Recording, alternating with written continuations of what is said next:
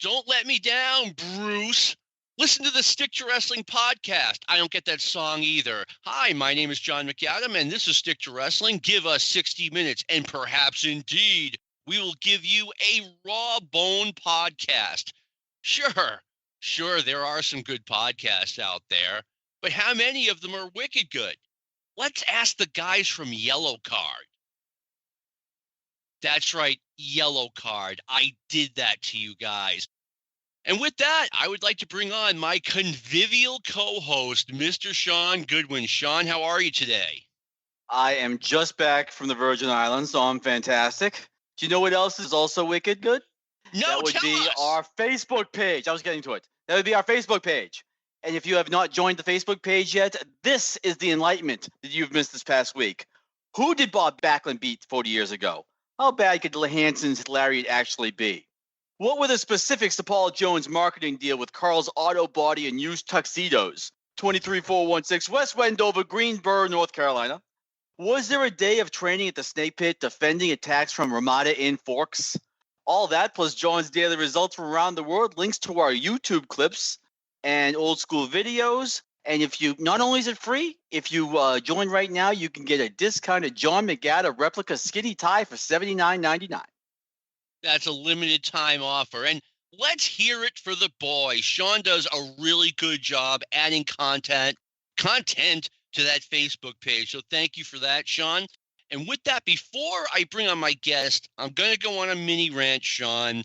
I'm not as livid as I was Thursday when I got the results of the WWE Saudi Arabia show. But basically, they had AJ Styles do a quick job to The Undertaker, and they made Goldberg the new WWE champion. They took a guy 2 years younger than me and made him champion of the world. Let me explain what this is, okay? It's 2020. This would literally be the equivalent of if during a mid-'80s Starrcade, they brought Rip Hawk and Swede Hansen out of retirement and had them beat the Rock and Roll Express or the Midnight Express. This is like dragging George Becker out of the old folks' home and putting him over Dusty Rhodes. This is like making Johnny Weaver the NWA champion. Now, I'm not kidding. Those were the top guys in the Carolinas in the mid-'60s, and it would be like doing that at Starrcade, and it's freaking ridiculous. And we know that it's just the beginning, that Triple H is going to make his annual appearance, and he's going to be in a big match against a big star. It's like they're saying to us, the real stars who are in their mid-50s, they don't have time to be on Raw. They don't have time to be on SmackDown. They don't have time to be on the road. They just come out of retirement once every spring, and they're the important guys. And then they're like, oh, why can't AJ Styles or why can't Seth Rollins get over like Steve Austin and The Rock used to be over? I've given you the answer. It's because WWE books their current stars into the ground. I'm done.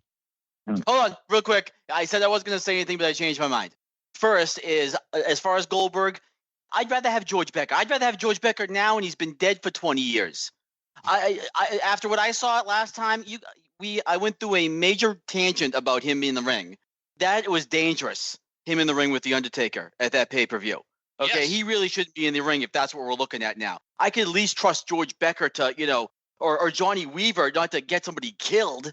So, let's start there. And, of course, he shouldn't be in there. And this further emphasizes the moving away of the audience and just popping for the TV product, which, that's the entire show now, so they can book stuff this way. And that's why you can never get somebody over.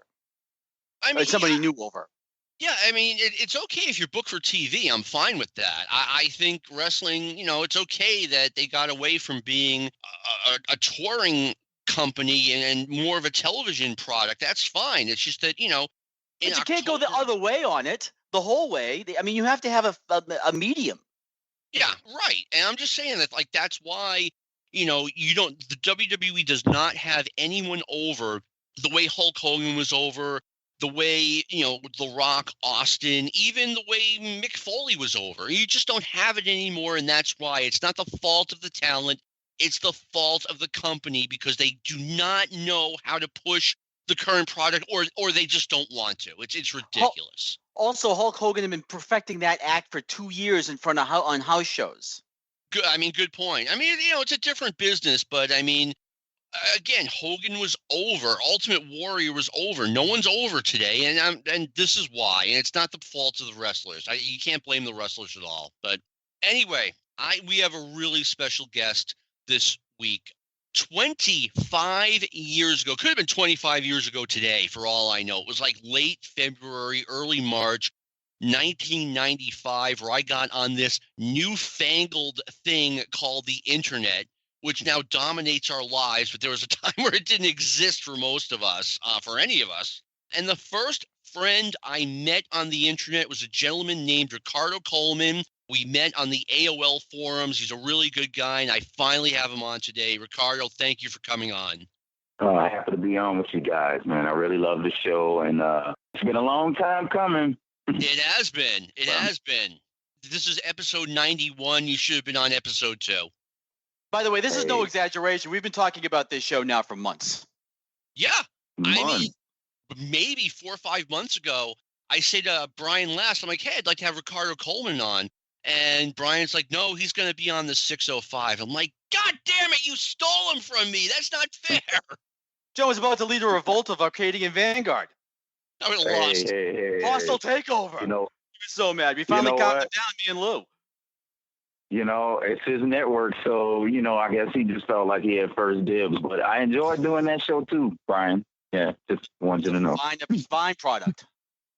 Now, Ricardo grew up in New Orleans, Louisiana, which means that he grew up watching Mid-South Wrestling. He started watching in 1980 and held on until the bitter, brutal end when Crockett tore it down in 1987.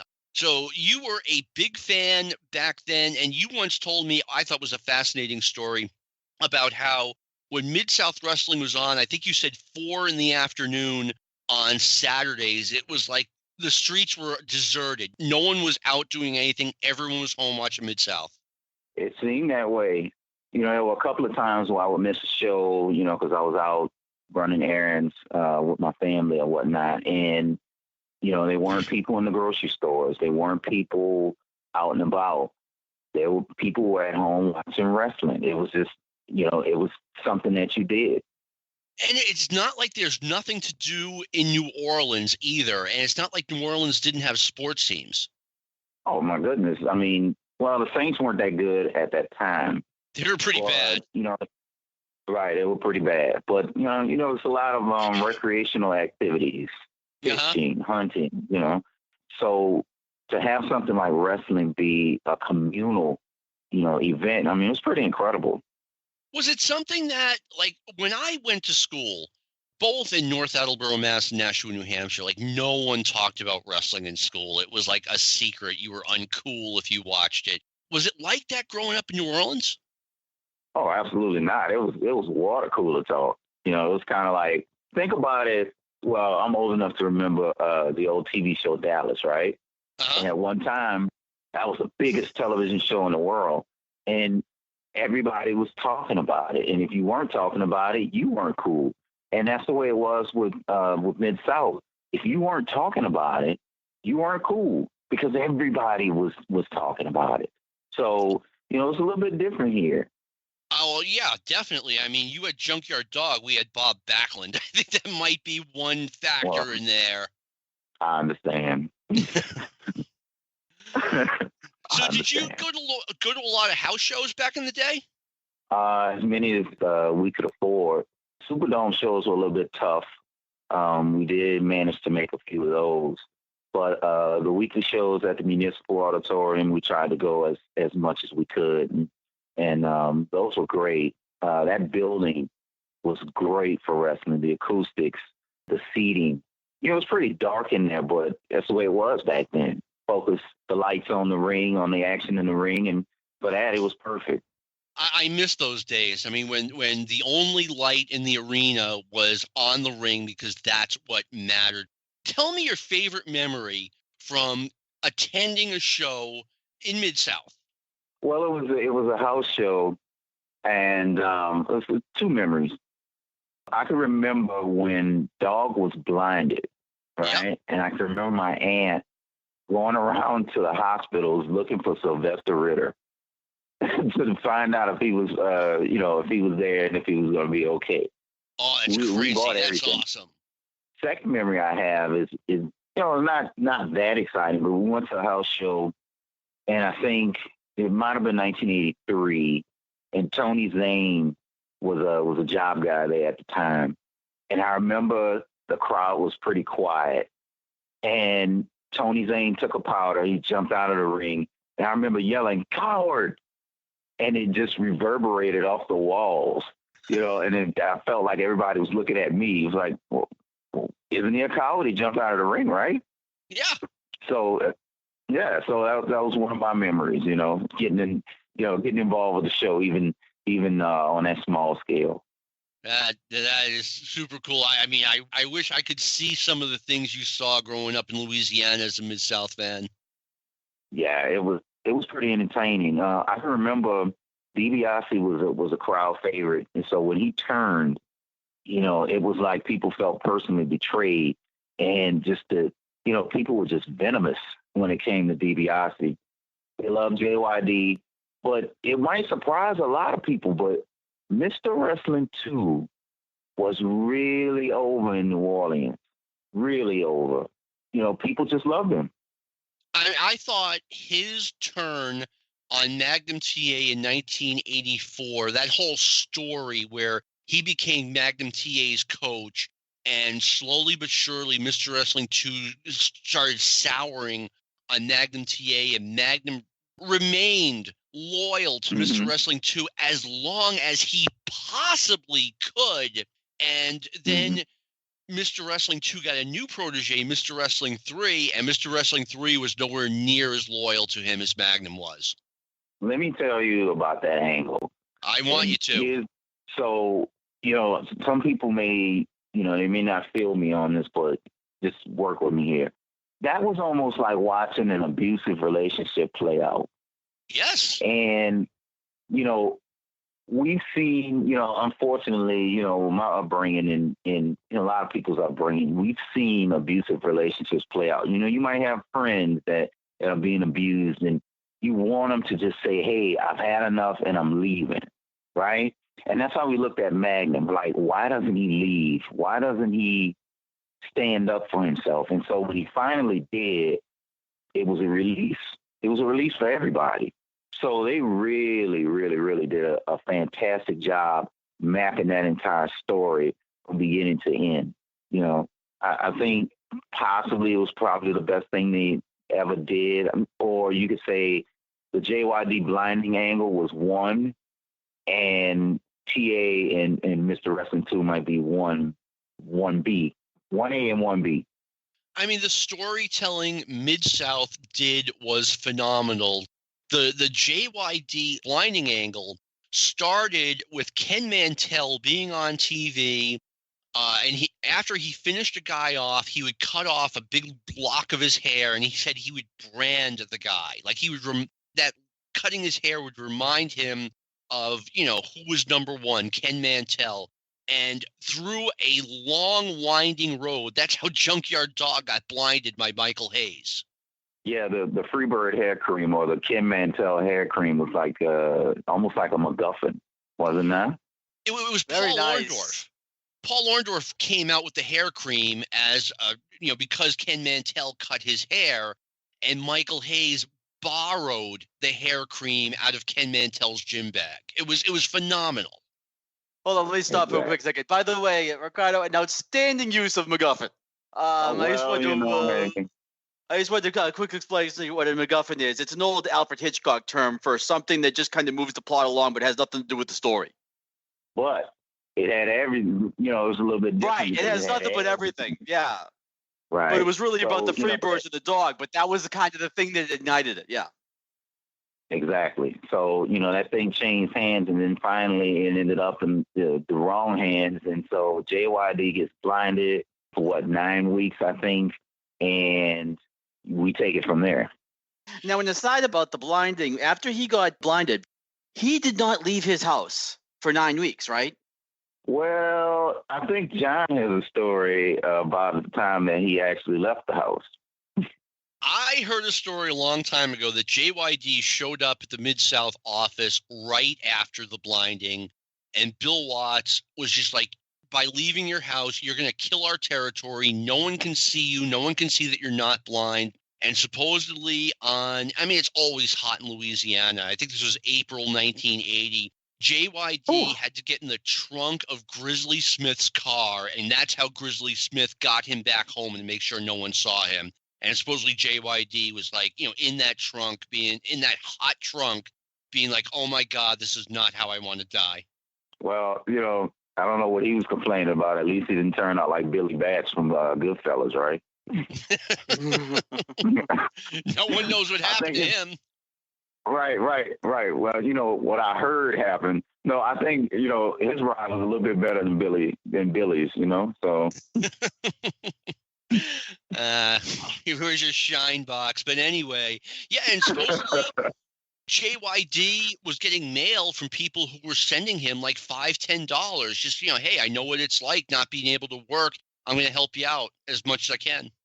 Well, it was, JYD was a working class hero, which is what I think Watts was going for. I think he was looking for that working class hero, but also he had to be ethnic, or he happened to be ethnic. And man, as far as getting $5 and $10 in the mail for not even, showing up to work, that's not a bad gig. It wasn't just one. It was like supposedly his mailbox was overflowing. But anyway, it just goes to show you like how seriously people in Mid-South took their Mid-South wrestling. Well, they took it seriously. They believed. Well, okay, so we knew there was something up. But there were guys, Watts was smart enough to have guys in the territory that made you believe in them. Yeah. And, and as long as you believe in them, the product maintained credibility. Yeah, I've said this before on the show. I mean, me and my friends, when we watched wrestling, the rule was you turned your brain off and just pretended it was real, like you were watching a movie. I mean, you don't pick the movie apart. We didn't pick the wrestling apart. But when watching Mid-South, we often got carried away with the emotions. It was really easy for you to lose yourself in it, because it was just it was so compelling. And, you might be sitting in your chair at the beginning of the show and then something happens and immediately you're jumping out of your chair. It was like watching Rocky IV in the theaters. A quick question about the Louisiana part, because we were talking about this before, and a lot of fans from Louisiana, when I ask, when did you start watching, they'll say 1980. And that's when Bill Watts came in and they brought the dog in. If you get the old, McGurk territory, this focus seemed to be more on the Oklahoma kind of end of it. Whereas when Bill came in, they brought in the dog, and they brought in the dog to open up Louisiana. Was there any kind of a show? I mean, was it just that it was before your time, or was it really a big deal before the dog showed up? How important was the dog to New Orleans and Louisiana? How can you compare it? Well, see, it's kind of hard for me to say because, I only have faint memories of what went on before. I think the only thing I can remember is maybe the show opening. But I can tell you, dog was important because the people here in New Orleans identified with an underdog, and that's the way that they presented him in the beginning. If you remember, he lost most of his matches. He was a job guy.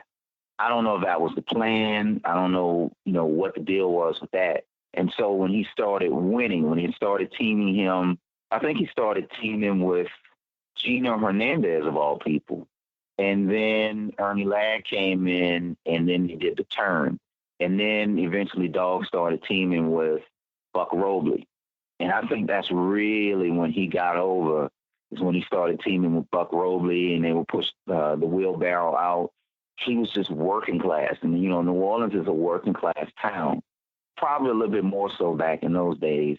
And so they just identified with this guy. And then he had the gift of gab. He spoke like the people here from New Orleans. He had this colorful way of speaking that some people of a different culture may not be able to understand, but the people here, they understood him perfectly. He was going to go downtown and he was going to kick somebody's hind end. And that's all we needed to know. We were good with that. What could you? It's such a strange team. Could you explain the dynamic a little bit? Because there's so little footage of them, of Buck Robley and JYD, and why that dynamic worked. It was more like a comedy situation. You know, Dog will come out with car batteries and just like car parts in a wheelbarrow. And Robley would be sitting in the wheelbarrow with, he might have a colander on his head. He might have spark plugs sticking out of his shirt.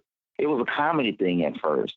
And, you know, it just looked like they were having the time of their lives. And they would just climb into the ring and beat the hell out of somebody in about a minute or two. And I think that helped them to get over quick wins on television. And so I think, you know, you can have a little bit of ha-ha in wrestling if it leads to something a little bit more serious. So when they got into it with the Freebirds, that was to something more serious. You know, we just followed them along. You know, we were along for the ride. And the thing with Buck is that, how much did you see a lot of it's kind of hard to tell. I know you were young. But, did that benefit his experience? Because he was known for having a great mind, great wrestling mind. He was irascible, but he was also had that kind of great mind for the business. Did you see them getting Dog really kind of getting a lot out of that relationship? Well, you know, looking back, yeah, I think he did get a lot out of that relationship because, you know, you mentioned Buck being a rascal. That's just the type of person that we love in New Orleans. We love rogues. We love rascals. We love scoundrels. And Buck Robley was all of those things. And so by associating the Dog with Buck Robley, it was a masterstroke. I don't know if it was a thing that they did on purpose, but, you know, however it happened, it worked. All right. Great memories. Thanks for sharing. We have questions from our Stick to Wrestling audience. We said we're going to do a Mid-South show, and here we are. I'll tell you what, we'll start with you, Rico. Why did Bill Watts not like Jake Roberts? That's kind of hard. Jake has been pretty open about why he hates Watts. Now, why does Jake hate Watts? I don't know anything about this. Well, Jake has said in several interviews that he thinks Watts is a racist. He thinks Watts is a thief. He never really elaborates on that. Didn't Bill stick it to Jake on the 92 WCW contract? Well, you would know better than I. You know, maybe that was the situation. I do know that Watts has not been very complimentary to Jake, which, you know, get in line. But, you know, he says that, you know, Jake is just not a guy to be trusted. He doesn't do business the right way. And, you know, it's basically all I know about it. I wish I could give you the scoop, but I don't know. A lot of wrestlers did not like Watts. Watts, the old saying about working Mid-South is you'd make twice as much as you'd make anywhere else and half as much as you should have made. Exactly. So, Sean, any thoughts on the Watts versus Roberts rivalry? The question never dawned on me because their personalities are so just bizarrely different that it just would never dawn on me they would have gotten along. But I could never think. I know there was something with when he came in. Bill came in with his cost-cutting program in '92. Jake was one of the guys he went after immediately. So, but there were all kinds of, and I remember that Jake wanted to use the snake bit, and Bill got mad about that. But there's nothing that would explain the visceral, because they do say they don't like each other, but it's just because he's a liar, he's a thief, and you know he's a jerk, he's a racist. It's just there's a visceral thing about it. This has to have something to do with Grizzly Smith. Yeah, I think you may be right about that. Grizz has a weird relationship with both of them. Good point. I think the biggest reason, Jake, supposedly from the time Honky Tonk Man hit him with that guitar and really messed him up, Jake was getting worse and worse as time went on. And by the time he got to WCW in '92, he was a complete mess. And Watts brought him in anyway because, hey, you know, if you're desperate enough, you bring in a guy like Jake Roberts, who was a phenomenal performer, just, you know, left scorched earth. He was a little bit unreliable. Yeah, to say the least. There is not a bridge unburned. There you go. Well put, Sean. Right. Jake burned his bridge in the WWF. Then he went to WCW and more of the same. And then he went to Smoky Mountain, more of the same. And WWF brought him back, and it seemed like he was trying to get better, like mid-90s. And he seems like he's a lot better now. And, good for him. Yeah. All right. Yeah. Next question. We've got Jace Nacarado, big friend of the podcast.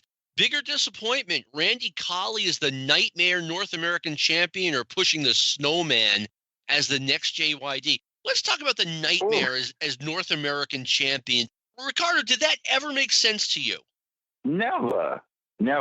And I have nothing against Randy Colley. I think he was a fine performer, but, it just left me cold. Like, there's no pizzazz. Not a whole lot of charisma with that mask on. To think about it, you had some of the most charismatic masked wrestlers in Mid-South. You had Mr. Olympia. You had the Grappler.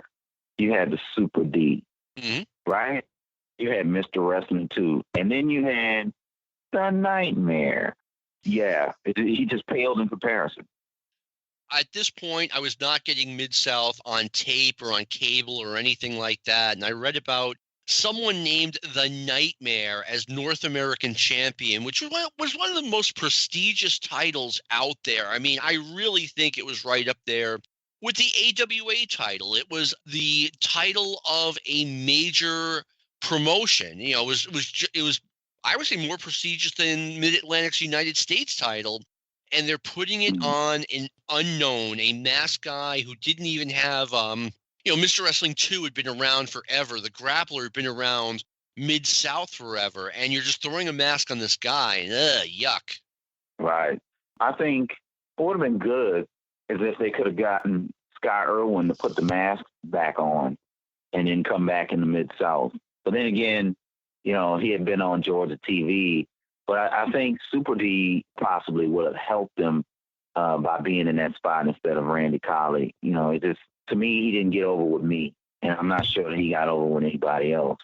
No. I mean, I thought by this was 1985, and by this point, the era of the masked wrestler was kind of over. I mean, if you have masked guys as jobbers on national TV like the WWF had, as far as I know, WWF didn't have any masked wrestlers being pushed. They didn't. Mil Mascaras would come in every now and then in 1984, but that was it. Well, if that is indeed the case, then I don't know. I don't know if it was important to them that they have a masked guy. I don't know, but I think somebody else could have been put into that spot. Anybody. I agree. I think it was an outdated concept by 1985. Now let's talk about the Snowman. Hold on, one quick aside onto the Nightmare. Sure, go ahead. Could it possibly I think this has something to do with the fact that Watts is basically just traumatized. That Randy Colley is the one guy that he knows, and Vince ended up taking him, but it was after the run was over. Randy Colley is the one guy that he's sure that he's not going to take. Same reason Zbyszko got the AWA title. Man, when you get to that point, isn't it over? Or close to being over? I just think he may have got traumatized by it, which explains, now we can go into the pushing of the Snowman. Yeah. Ricardo, please tell us about your Snowman experience as a fan of Mid-South Wrestling. It was obvious to me and probably to everybody else that this was JYD Jr., and it didn't work. I mean, he was an impressive looking guy, but when it was time for him to do what was really important, and what was really important, one of the things that made JYD so important was the gift of gab. And man, when they put that microphone in front of the Snowman, he couldn't do it. I mean, that interview he did on television, after the confrontation with Dutch Mantel it was like, what's the name of the website that has it was Botchamania? Yeah, it was Botchamania level. It was horrible. It was. I mean, the Snowman, like you said, he was a big, impressive-looking guy, but there were so many JYD Juniors that, I mean, it was almost a parody. I mean, George Wells was absolutely awful, and it's inexplicable how awful he was, because He's a legitimate athlete. He played at Grambling, and he is one of the worst wrestlers I've ever laid eyes on. And Watts tried to replace JYD with him. Well, I get that he was desperate at that point. I mean, the biggest star in the territory had just taken off.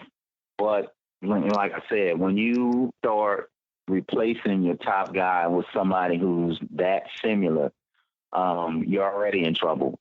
I think at that point he may have, the burnout might have started. I think maybe he saw the writing on the wall that, the territory days were coming to an end, which is evidenced by him starting the UWF, I guess like a year and a half later, maybe. It just didn't feel organic. JYD, Jim Duggan, Magnum T.A., all of those stars that he created, they felt organic. It was real. These other guys, it was just like putting a suit on them and hoping it would fit. Yeah, totally agree. And leading to the next question from Laszlo Takis, I hope I pronounce his name correctly. Oh, John, one quick issue about the would it have helped Watts if they needed Pedro Morales? When they went to New Orleans, they opened up an ethnic market that he still needed to fill, which is why they kept running in people like, JYD Juniors. They needed to still have that ethnic audience, but they needed somebody a little different, like Pedro was for Bruno in the early 70s. Is there anybody like that could have been, that could have been used for this and to replace him? Someone a little different? It's going to sound crazy because I really love this question and I thought about it. If he had his head screwed on right, if he had wanted to leave Memphis, I don't think you pick a black guy. I think you pick somebody like the Dream Machine, Troy Graham.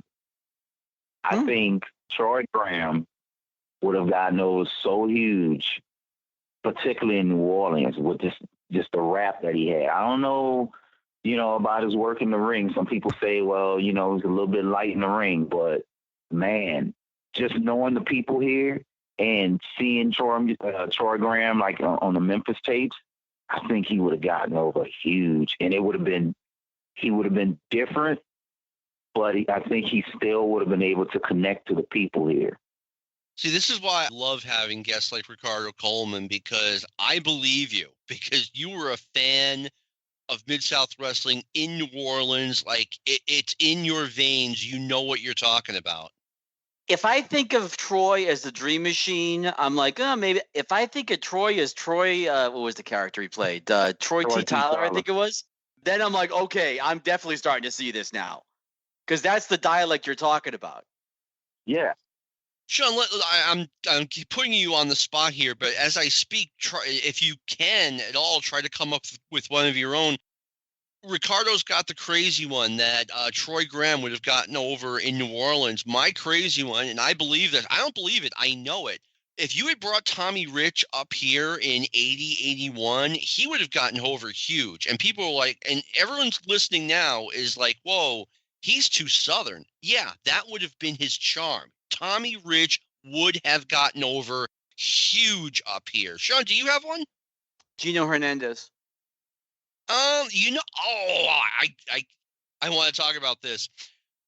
I heard a podcast from Davey O'Hannon, who is a longtime WWF guy back in the 70s and early 80s. Good guy to hang out with on Facebook. I listened to a podcast he had. Gino Hernandez came up here in 1977, and it looked like he was going to get a big push, and they had him do one taping, and they sent him home. And for over 40 years, I was wondering what the hell happened, and Davey O'Hannon had the answer. He said that Gino Hernandez came in the dressing room and acted like he was a big shot in front of guys like Bruno Sammartino, Vince McMahon Jr., and Gorilla Monsoon. He would say, instead of just being humble, hello, I'm Gino Hernandez, nice to meet you. It was, hi, Gino Hernandez. I was the United States champion up in Detroit. I was a big deal here. And he just turned everyone off, and they sent him home. Part of what made him great, though. Right, so essentially he just acted like Tully Blanchard. Yeah. Except his dad wasn't the promoter. Right. All right, so Ricardo, any wrestler on earth who would have been best suited to replace Junkyard Dog? Troy Graham. There you go. Do you have a Troy second Graham. place? Who's the silver medalist here? Well, they already had Duggan. So Duggan was the second logical choice, but the third, and they probably wouldn't have been able to get him. And I know, there are the variables. We all know about it. Kerry Von Erich. Yeah, he was big in New Orleans. He main evented against Ric Flair a few times in Mid-South. Right, because we started getting world class in '83, and so Kerry was as big of a star as anybody. I remember an episode, I'm trying to think, it was '85. They had Kerry come on TV, and the place was going nuts for him. Oh, my God, yes. The women, the kids, everybody loved Kerry. So Kerry would have immediately become number one. I was just going to say, it's Kerry in 1985. Of course, the place is going nuts for him. Sean, any thoughts on a wrestler best suited to replace JYD? How about Terry Gordy? Gordy couldn't talk, but Gordy Or had how about how about Michael and Gordy? Flip and face. You know what? If Watts hadn't sold out, I mean, they had already basically turned them babyface in the spring of 1987. Could it have worked? I mean, I remember when they turned Michael Hayes in Georgia, and I was thinking, there's no way. There is no way this guy is going to get over as a babyface, prissy sissy Michael Hayes with his, blonde hair, and he got over like crazy in Georgia. Yeah, and they did him no favors in that booking either. No, they didn't. You're right. But Michael Hayes, he grows the beard, and all of a sudden he's David Lee Roth, and it could have worked easily.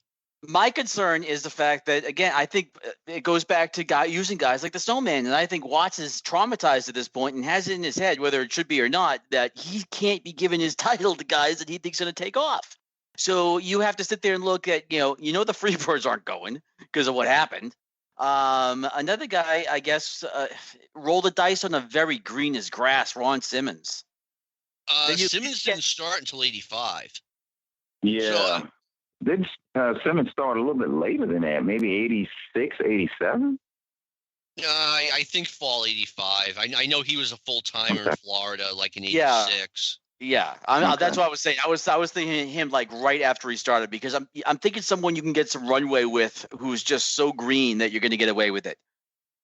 Maybe. Yeah. I mean, I think he would have been another JYD Jr., to be honest with you. Probably. Yeah. I agree with that. I still say you have to do something different, like the Pedro to Bruno dynamic. I mean, my feeling is, if there's any wrestler on earth who's best suited to replace JYD, I have always believed that when Watts turned Butch Reed on Junkyard Dog, this is like spring 1983, that the grand plan was they had always planned on turning him back babyface and making him the king of Mid-South. I also think that in the 80s, in order to be like the big-time babyface, being a heel is part of that transition. Like you have to be a heel, and the fans have to want to make you to turn babyface, and that's the key to becoming a big babyface. You see, I can only speak about New Orleans, but I think it would have taken a while. Well, it did take a while for people to warm up to Reed, because I think he was so heinous that people just didn't know what to make of him. You have to remember that JYD Butch Reed feud had a lot of overtones that's lost on a lot of people, a lot of cultural overtones, a lot of the things that Reed would say, which, those lines were fed to him by Ernie Ladd. People kind of took those things to heart. And so it took a while for people to warm up to Butch Reed. But, overall, I think he got over pretty well. I don't know. I mean, I think he did well. But there had to be some other guys I would have tried out first. We're asking the impossible question, though, at the end of the day, because you're not replacing the Junkyard Dog. It'd be the equivalent of the discussion of who do you replace Hogan with? You're not replacing Hogan. Hogan was the guy you had to have in that spot at that time. Same thing with JYD. There is no replacement for JYD in the early 80s in New Orleans. Well, I've got a couple of questions for Ricardo. Number one, there has been a long-standing theory out there that when Butch Reed finally turned at the end of 1984, that he didn't get over the way he should have, at least in part due to the fact that the fans hated him too much. And you kind of already talked about that a little bit, but do you think that's fair to say? Yeah, I think it's very fair to say. You know, a lot of the things that he said, that he would say in interviews, again, people here take that stuff very, very seriously. I think I spoke about it to a good friend of mine. A lot of the development of Butch Reed as a heel was with the help of Ernie Ladd. And Ernie Ladd was a brilliant guy, and he used something called colorism in order to get himself over as a heel within the black community. And so certain things that he would say in his interviews that would, certain cultural cues that would resonate with black folks. And so when Reed would come out and he would call Dog and Uncle Tom, or he would say things like Dog was, or he would talk about his nappy hair, you know, that's kind of getting close to the line. And so it took a while for people to get over that. Makes perfect sense. So I think there's some truth to that theory. I mean, that makes perfect sense. And thank you for shedding light on that, because, you know, I look at Butch Reed. I mean, when he turned babyface, to me, when he turned babyface in 1984, I mean, I look at that guy and like, this guy could be the Michael Jordan of pro wrestling. He could be huge, and it just never really happened for him. You know, I think he had some personal things going on. I think wrestling, which was, you know, alluded to by several people in different interviews, you know, but Reed at that time was still hungry. He was still working out. You know, he always worked out. He always kept himself in shape. But I think Reed was still pretty ambitious within the wrestling business. And so, you know, he should have knocked that out of the park. You know, as far as why he didn't do it, you know, we can speculate, but, you know, we'll never know unless he starts talking. Yeah, I mean, I look at 87, 88 Butch Reed in the WWF, and he's just not as chiseled as he was in Mid-South. I mean, he looked like, you know, he was on the Herschel Walker diet of doing 500 sit-ups a day. Oh, my God. Yeah. When Butch Reed came to Mid-South, we marveled over this guy's physique. Like, how can a guy that big move so fast? Yep. He was extremely athletic. And so he got over really, really quickly when he first came to Mid-South because of his body. Not necessarily because of what he would say in interviews, because he was pretty tentative back then. So, you know, Reed, he should have been one of the greatest. I mean, he had a great career, don't get me wrong. I mean, Doom is one of my all-time favorite tag teams. And his heel run in Mid-South was fantastic. But, you know, he didn't live up to his full potential. No, I mean, there is an alternative universe where Butch Reed was a long-term NWA champion. I really believe that, like starting early 84, maybe late 84. I mean, he had it in him. And, you know, let's come right out and say it. I mean, I think America, the world, was ready for a black world's heavyweight champion. I think people would have gotten behind Butch Reed the same way people got behind Michael Jordan, Magic Johnson, Mike Tyson, etc. I think something that Bill Watts said once makes a lot of sense.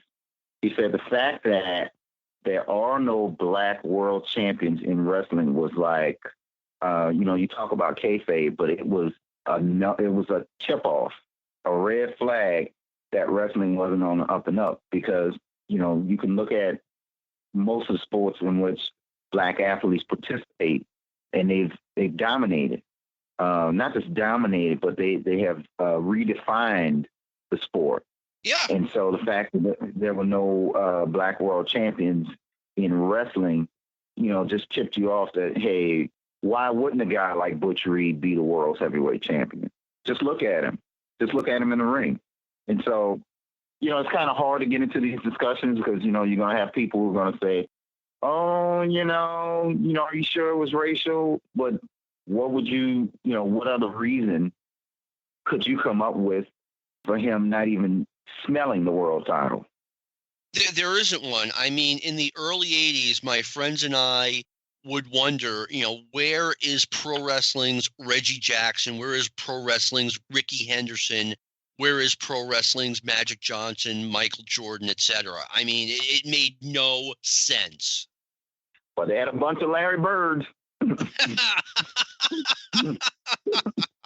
A bunch of Larry Birds. There you go. Let's come right out and say it. Larry Bird was the outlier.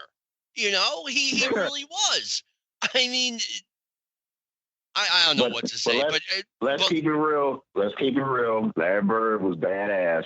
Yes. We no shade at Larry Bird, but at that particular time, Larry Bird, you're right, was an outlier, and I think the wrestling business, a lot of guys within the wrestling business were not as forward thinking as maybe Watts was, and Watts has his issues as well. Yeah. But Watts hit the nail right on the head. If you're going to maintain kayfabe, and you're going to tell people that, hey, this shit is, I'm sorry, I didn't mean to cuss, but, if you're going to tell people that this is real, then you need to have it reflect what other sports are doing. Just a little bit. I completely agree 100%. I mean, like I said, every other sport, you had dominant black athletes. Wrestling, you had a handful. They were a distinct minority. And that just didn't look right. You take territories like Memphis. No shade to King Cobra. He was a great wrestler. No, he wasn't. Great technician. Well, I think he was good in the ring. I think he was pretty good for what he was. I think he was decent.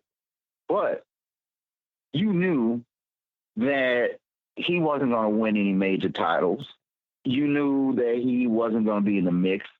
It was just like, you knew that wrestling wasn't on the up and up, but you also knew that, hey, there's a little bit of show business involved here. There's certain guys you believed in, but when it comes to like black wrestlers, you would watch these different territories, and they would have like a handful of black wrestlers, and these guys were always mid-carders, or they were always jobbers to the stars. And I don't like using the word jobber. They were mid-carders. And so when you watch that, it's kind of like, man, I want a champion that looks like me too. Yeah. No pun intended. No, I mean, look at JCP. They are predominantly promoting in the Carolinas, Virginia, and Georgia. Like, where were the black wrestlers in JCP? You had Hez Whatley, and that's it. Unless I'm forgetting someone. Shasta, whatever. What was his name? Shasta. Shasta. No, we made this joke the other week. Was when they had Doom under the mask. Who they think they were kidding? They had Ranger Ross and those two guys. Who else could they have been? It had to be Simmons and Butch Reed. But that's how small the roster was. You only had 3 guys of note. You needed a badass black babyface, an ass kicker, which is what's missing from wrestling now. Oh, I'm sorry. Did I say that? I'm sorry. What is missing from wrestling now? A black badass ass kicking babyface. It would get over, but you know what? Vince doesn't allow ass kicking baby faces anymore. I mean, the WWF doesn't get it. Remember how they started pushing Rocky Maivia before he was The Rock? Every baby face is just this candy ass baby face. They had, I thought, $1 million product, and she just happens to be black. In what's her name? Bailey's best friend. Help me out here. Sasha Banks. They had $1 billion baby right there when she was a heel. She had a great act, and I was watching this, and I'm like, as soon as this turns babyface, this is going to be huge. And they turned her babyface, and they made her a candy ass. That's their formula. They don't know what they're doing. She was the Nicki Minaj character. That's exactly who they modeled her after. And she needed to be a badass babyface. If you could swing that. And when they turned her, I paid attention to Sasha for obvious reasons. But, you know, because she's from Boston. I'm kidding. Oh, yes, of course. But she was perfect the way she was. You just tweak the character a little bit, and bam, you got a license to print money. But, you know, they have a formula. It's a factory. The WWE is a candy factory. Yes. And so just like when you hang out in the candy factory, like I used to when I was a kid, right? Whenever they would make candy that didn't quite look like the other pieces of candy, they threw the candy out. And this is exactly what happens in WWE. This is exactly what happens in WWE. If you don't fit the formula of what they want, they don't want you. It's true, and it's a shame. And I spent way too much time on WWE today. Sean, you had something to say. I just, from Ricardo's logic there, I just had an inspiration on the guy to replace JYD. Bad News Allen. Good work. Yeah. As a babyface, as a Steve Austin-esque babyface. Good choice. Excellent choice. Choice. Let me throw this in. I agree with you, Sean, 100%. As a Steve Austin-esque babyface, you could not have brought Bad News Allen in as a babyface. You have to have him as a heel for a year at least, and then you turn him, and then you have that license to print money. Okay. Then that's fine. You bring him in and run him in against Duggan. Well, it's similar to what they did with Savannah Jack, which I think they turned Savannah Jack a little too quickly. Savannah Jack came in as a heel. He was in Akbar's stable. Yeah. And then they turned him. And Savannah Jack was okay, but Bad News Allen would have been awesome. Great choice. And he was working Florida in 86 and 87, so it's not like he was unavailable. Right. I mean, that was a time I had no idea that he even worked Florida. I thought, he was primarily a Calgary guy. He was. But he was in Florida like late 86, early 87. Sean, you wanted to get something in. I just had a quick question for Ricardo I was thinking about how when you mentioned guys who just kind of tweak the character a little bit, that made me think of Ted DiBiase. Because most guys who turn heel and face like a Lawler or a Flair, they just tweak the character a little bit. Ted just completely redoes the entire thing. Ted is an entirely different guy as a heel as he is as a face. I mean, how is he so effective at getting the fans to go along with that complete reformation of him, his character? You know what was interesting about Ted, because I thought the same thing, but I saw this video from, I think it was from Houston, and it was during the feud with Murdoch, after he got injured by Murdoch and Great Angle. And DiBiase pulled out the gloves. He was in trouble. And just as he did when he was a heel, he pulled out the glove and he used it on Murdoch. And I thought, wow, he's a babyface now, but he's still using those heel tactics. And I thought it was so brilliant. I don't know if they did it all around the territory, but I thought that was pretty interesting. But Ted was just a professional. He understood what you needed as a babyface, and he did it. I do like the fact that later on during the Freebirds feud in the UWF, he brought the glove back, if you remember. So that was like Lawler's goatee. Whenever he had the glove, you knew something was coming up. Exactly, and so he was able to keep a little bit of an edge, which is difficult, as a babyface, because, people love you, and, you have some fans that expect you to obey all the rules and regulations. But, the best babyfaces to me were those who, like Lawler, guys who wouldn't mind, pulling the tights if he needed to, but that, you were fighting fire with fire.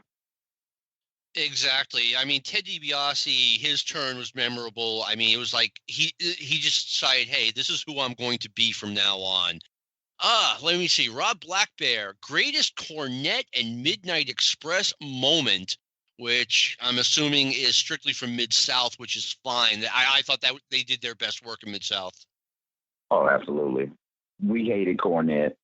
Cornette was right up there with genital herpes and possibly colon cancer. You know, he did his job well. I think my favorite moment would probably be a tie. The ether angle, you know, where he put Robert Gibson out with the ether. And, the match was great. The stakes were high. It was $50,000 versus the Mid-South Tag Team titles. And the finish was great. The second angle that I loved was when they destroyed the Fantastics with those steel chairs. Like, it's absolutely one of the most violent scenes I'd seen in wrestling. What did you think? I mean, the thing with the Fantastics was incredible. And it's funny how much we've changed over the past, 35, 40 years. I mean, we look at those chair shots, and those chairs were not worked. They were real steel chairs, and Bobby Eaton bent the seat of that chair over Bobby Fulton's head. And now we'd be horrified over that. I'd be horrified over that. And back in the day, we'd look at that tape and we'd just look at it and laugh and say, wow, Mid-South was awesome. Mid-South was absolutely awesome. Sean, your favorite Mid-South moment? It's going to be the Fantastic moment, but to be more specific, it is the speech that Cornette gives right before it happens. This was at the contract signing. They did the whole deal, and Cornette is making clarifications on the contract that it's like the fans know something's up. And he's dragging this on by adding little things and asking little questions. And basically what he was doing was he was getting Grizzly Smith admit that what he was about to do was illegal. As he's going this, but what he's also doing is he's dragging it out. You can hear the fans getting aggravated because they know something's coming. And Jim's taking forever getting to this. And it was just a marvelous little piece of pacing. Do you know why we knew something was coming? Because he does this all the time.